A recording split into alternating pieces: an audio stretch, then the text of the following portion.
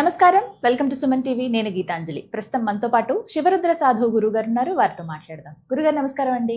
నమస్కారం అమ్మా. ఈ ఏరెండులో సప్తగ్రహ కూటమి వస్తుంది. అది మహా ప్రమాదకరంగా వస్తుంది. అంటే సముద్ర గర్భం చీల్చుకునే అవకాశాలు ఎక్కువ ఉన్నాయి.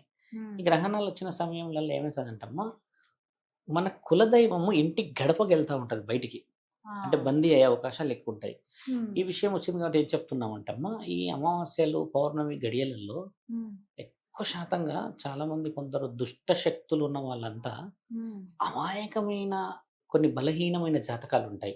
కొన్ని నక్షత్రాలు బలంగా ఉంటాయి, కొందరు ఏమో ఉపయోగపడే విధంగా ఉంటాయి కదా. ఇలాంటి వాళ్ళందరికి ఇబ్బంది చేసే సమయం. ఒక మాట మేము ఏం చెప్తామంటే అమ్మా, ఇప్పుడు మీరన్న ఈ వైశాఖ పురన్మాసి ప్రత్యేకత ఏంటంటే, కులదైవం కళ్ళు తెరిచి కూర్చుంటది ఇలా చేతులు పెట్టి. ఎందుకు కూర్చుంటది అసలు? దాని ప్రత్యేకత ఏంటంటే అమ్మా, మిగతా రోజులలో అమ్మవారు ధ్యానంలో ఉంటది. ఈ సమయంలో కులదైవం పూజ అందుకోవడానికి కట్లు పడని రోజు ఇది. ఈ పురన్మాసి ప్రత్యేకత ఏంటంటే, ఇలవెలుపులు కులదైవాలు నైవేద్యాన్ని ఆశిస్తారు. ఎలా నైవేద్యాన్ని ఆశిస్తారు? అసలు ఈ ప్రత్యేకత ఏందనే విషయం కొంచెం డెప్త్గా మన ప్రజలకు తెలియాల్సింది. ఎట్లా అంటే అన్నమ్మా, ఒక గ్రహణ ప్రత్యేకత ఏంటంటే, దేవత మనకి ఎప్పుడు కనబడదు. కొన్ని అరిష్టాలు జరుగుతూనే మనకి ఏమో అయిందని పోతాం. ఈ పౌర్ణమి ప్రత్యేకత ఏంటంటే, కొంచెం వెనక్కి జల్లి చూస్తే అమ్మా, మొన్న జరిగింది జనవరిలో మహా ఆలయ పక్షాలు జరిగాయి. అంతకు ముందుకు చూస్తే తెలంగాణలో వచ్చేసి పెత్తర అమావాస్యలు జరిగాయి. ఆత్మలకి బలం అంటే చేయలేని వాళ్ళు పితృతర్పణాలు లేకపోతే ఇంకేదో పెడితే క్షేమం కదా. ఇక్కడ అమ్మవార్లకి ఇచ్చే నైవేద్యం నువ్వులతోని బెల్లంతోని ఈసారి పెట్టే ఆ నైవేద్యానికి అమ్మవారు స్వయంగా స్వీకరిస్తారు. ఇది ఎవరికి? కులదైవానికి కాదు. ఈ పౌర్ణమి వచ్చింది ఇలవెల్పులకి. ఇలవెల్పులు అంటే ఆడవాళ్ళు. ఈ ఆడవాళ్ళల్లో కూడా అమ్మ గ్రామ దేవతలు ఎక్కువ ఉంటారు. కనకాల కట్టమైసమ్మ, పెద్దమ్మ తల్లి, ముత్యాలమ్మ తల్లి, పోచమ్మ తల్లి, మళ్ళీ ఎర్రపోచమ్మ తల్లి, సరస్వతి మాత, లక్ష్మీమాత, పోలేరమ్మ, ఉప్పాలమ్మ. అంటే మన గ్రామ దేవతల్లో కట్టమైసమ్మ నుంచి మైసమ్మ తల్లి దాకా ఉన్నారు. అంటే పలు రకాలు. ఇప్పుడు కొంచెం పైకి వెళ్ళి చూస్తే భద్రకాళి, ఉజ్జయిని, ఇలాంటి వాళ్ళందరూ ఏంటంటే వీళ్ళు అమ్మల స్థాయి నుంచి, వీళ్ళు బిడ్డల స్థాయి నుంచి వీళ్ళు అమ్మల స్థాయి నుంచి జగన్మాత స్థాయిలో శక్తిపీఠాలు. అంటే రేణుకామాత కూడా శక్తిపీఠమే.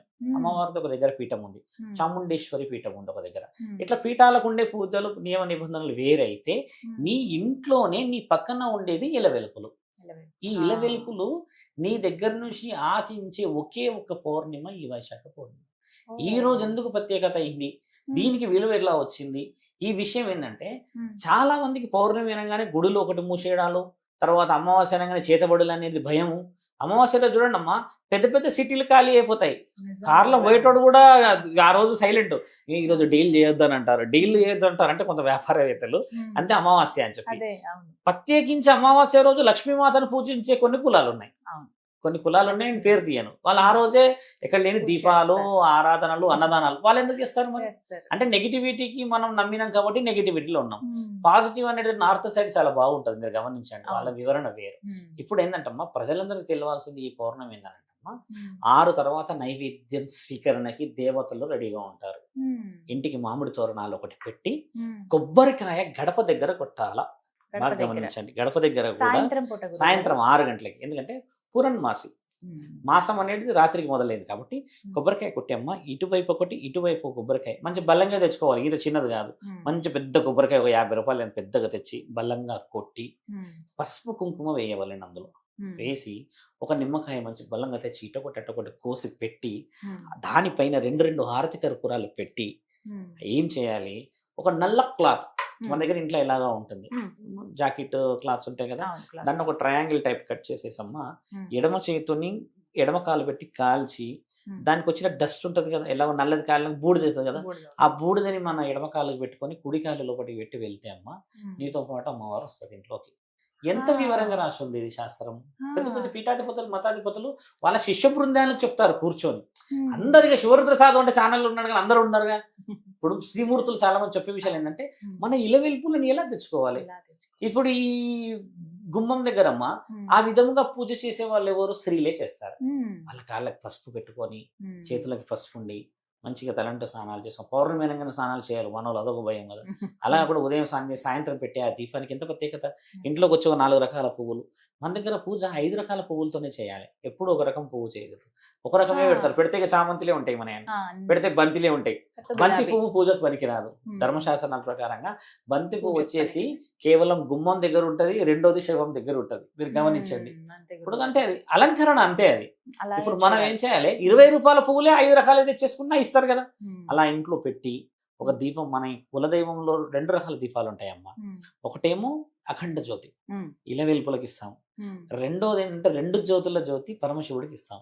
అయితే ఇందులో వివరణ చెప్తాను నేను. ఎలా అంటే ఇప్పుడు 2 మాణిక్యాలు పెడతాం కదా తల్లిలాగా, పెట్టినప్పుడు 2 ఒత్తులు పెడతాం, పెట్టి వెలిగిస్తాం. ఇలా కొంచెం హైట్ ఉంటాయి, కొద్ది హైట్ లో పెడతాం. పెట్టినప్పుడు వీటికంటే కొంచెం డౌన్ లో, అంటే కొంచెం డౌన్ లో అంటే కొంచెం పెద్దగా పొర మీద పెట్టి ఆ దీపం హైట్ వచ్చేటట్టు వెలిగించాలి.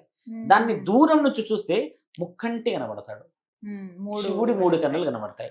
అలా దీపం పెడతలేరు ఈ మధ్య. నేను అనేది ఏంటంటే ఇక్కడ ఒక దీపం, ఇక్కడ ఒక దీపం, ఇలా పెట్టేస్తారు అటు లోపలికి. అమ్మవారికి వెలుగు కాదు, నీ ఇంటికి వెలుగు దీపం. ఇటువైపు ఒత్తులు పెట్టాలి. ఇంత వివరంగా ఉందా లేదా? ఇటు పెట్టడం ఏందమ్మా ఒత్తులు?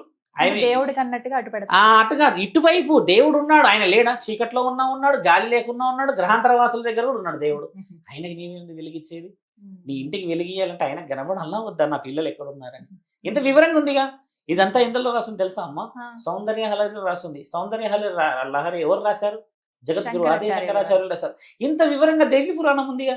మనం ఎందుకు చదువుకోము అంటే చెప్పేవాళ్ళు లేరే, వినేవాళ్ళు తక్కువ మంది. ఇప్పుడు 55 ఏళ్ళు ఉన్న వాళ్ళే వింటారు. కోడళ్ళు వినాలి, పిల్లలు వినాలి. దీపాలు అలా దగ్గరికి పెట్టి వెనకాల పెట్టిన దీపాన్ని ఒకసారి చూసి అప్పుడు తలం కిందికి వేస్తే అమ్మ, ముక్కంటియే కదా దానికి ప్రత్యేకమైన వాడు. సమస్త సృష్టి లయ కారకుడైన. లయ అంటే ఏం తెలుసా అమ్మా? లయాన్ అంటే మనల్ని ఫీల్ అవుతారేమో. లయాన్ అంటే నీ పల్స్ అమ్మా. లయ అంటే తెలుగులో నీ పల్స్, ఇంగ్లీష్ లో మాట్లాడితే నీ న్యూరాలజికల్ సిస్టమ్ యాక్టివేట్ చేసింది మహాముఖండి. లయకారకుడు అని అంటారు. ఆయన అంటే చలనం. ఇప్పుడు ఆయన చలనచిత్రాలకి అధిపతి అయిన ఆయననే డైరెక్టర్ కి గౌరవిస్తలేం. ఇక్కడ మనం హీరో హీరోయిన్స్ కి గౌరవిస్తున్నాం. మనం ఇక్కడ చేయాల్సిన ప్రత్యేకత చెప్తున్నా. ఈ పౌర్ణమికి ఇలవెల్పు ఇంట్లోకి వచ్చి 12 నెలలు ఉంటది. మళ్ళీ ఒకసారి ఎంట్రీ ఇచ్చిందంటే అమ్మ బయటికి పోదు. అలా నమ్మాలి. ఇప్పుడు లేడా ఇంట్లో దేవుడు లేరా అనడానికి లేదు. దాంట్లో మన మహనీయులు, మనం వీళ్ళకి చెప్పేది ఏంటంటే ప్రేక్షక మహనీయులకి ఇలవెల్పులకి కట్లేసుకుంటున్నారు తిరిగి. అమ్మవారు వచ్చింది అని అంటే ఒక కడియం వేసేస్తున్నారు ఇక్కడ, నడుముకు తాయతలు కట్టేసేస్తున్నారు ఇక్కడ. వాళ్ళకి ఇంకేదో చేసేసి జడలు కడుతున్నాయంటే గుండ్లు వేసేస్తున్నారు. నువ్వు ఈ బట్టలు వేసుకోకూడదు అని చెప్పేస్తున్నారు, పసుపు రాయకూడదు అని చెప్పేస్తున్నారు. దేవతకి ఇష్టమైన అలంకరణని ఆపడానికి మన శరీరాలు సరిపోతాయమ్మా. అలా చేసుకోవడం వల్ల అమ్మ ఆగ్రహం వ్యక్తపరిచి ఆ ఇంట్లో మరణాలు, డబ్బు నష్టం, అనారోగ్య పరిస్థితులు, ఎక్కడ పోయినా ఒక పని కాదు అని ఎంతమంది ఫోన్లు చేస్తారు తెలుసా? ఏం జరిగిందమ్మా అంటే ఫలానప్పుడు ఫలానా వచ్చేది, ఇప్పుడు నాకు వస్తలేదు, ఇప్పుడు చేస్తలేదు అంటే ఏం జరిగిందనంటే ఫలానా వ్యక్తుల ద్వారా ఇలా జరిగిందనంటే. దేవతా విషయాలు ఎట్లా ఉంటాయంటే అమ్మా, ఆమెకు తెలియనిదా ఏది ఎవరికి చేయాలో తెలుసు కదా. సర్వాంతర్యామిగా మనం వేస్తున్నాం ఒక క్వశ్చన్, ప్రశ్న జవాబు. కాబట్టి ఏంటంటే వైశాఖ పౌర్ణమి ప్రత్యేకత 6 గంటలకు మొదలవుతుంది. ఆ పూజా నియమ నిబంధనలు, ఎందుకంటే చూడండి ప్రత్యేకత అమ్మ. పండగ ఊర్లో ఉన్న అందరూ చేసుకుంటారు, కానీ వైశాఖ ఈ మీరన్న పురణ్మాసి ప్రత్యేకత ఏం తెలుసా తల్లి? మనమ్మ మన కోసం ఆశించి మన ఇంట్లోకి వస్తుంది. ఎంత వివరంగా ఉంది. నువ్వు ఏమి ఇస్తావు? సంవత్సరంలో ఒక రోజు పూజ. ఇక్కడ ఆ రోజు పితృతర్పణాలు పెట్టినా స్వీకరిస్తారు. మళ్ళీ ఇది కూడా ఉంది అందులో. ఎట్లా, ఏ విధంగా అంటే కొన్ని స్పెషల్ డేస్ లో అప్రూవల్స్ వస్తాయి చూడండి, అప్పుడప్పుడు సడన్ గా. ఇది అలాంటి అప్రూవల్ అన్నమాట. కొన్ని ఉంటాయి అకాల మరణాల్లో చనిపోతారు. నేను మొన్న పూజకి వెళ్ళా అమ్మ, ఊరు పేరు చెప్పను.